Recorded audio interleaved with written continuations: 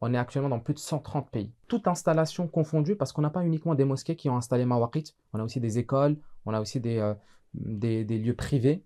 On est à peu près à plus de 20 000 installations dans le monde, si tout confondu. D'accord. Donc Uniquement depuis, pour la partie écran. Après, pour l'application mobile, on est à plus de 4 millions d'installations.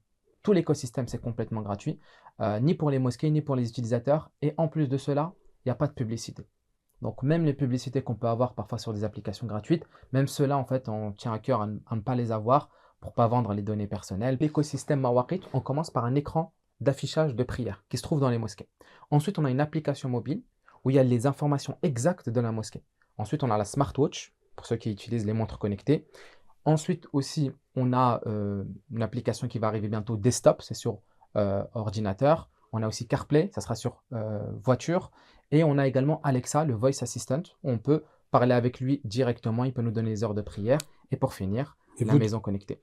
On est environ 80 personnes à travailler de manière active sur Mawaqit pour une dizaine, quinzaine de freelancers. Comment Mawaqit est fait financer par tout simplement la générosité de la communauté.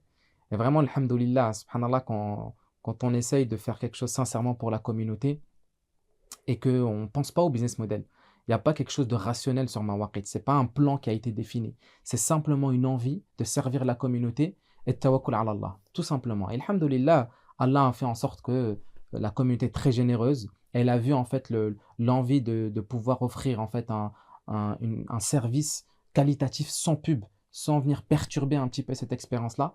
Et alhamdoulilah, les donateurs et les mosquées sont au rendez-vous. Faire un don pour Mawaqit, c'est faire un don à une dizaine de milliers de mosquées. C'est permettre en fait à Mawaqit de continuer son travail d'excellence. Ça nous tient à cœur, malgré que ça soit à but non lucratif, qu'on ait quasiment que des bénévoles, ça nous tient à cœur de faire un travail de qualité.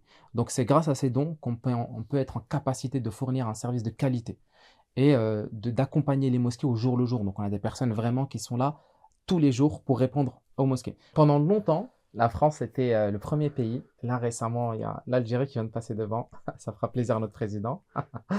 Et puis au début, c'était France, Espagne, Allemagne, ensuite Algérie, Maroc, Tunisie. Et puis à un moment donné, c'est parti en Asie, c'est parti en Amérique, Amérique du Sud, même au Moyen-Orient, Sultanat Oman, Émirats également. Donc ça s'est vraiment propagé un peu partout.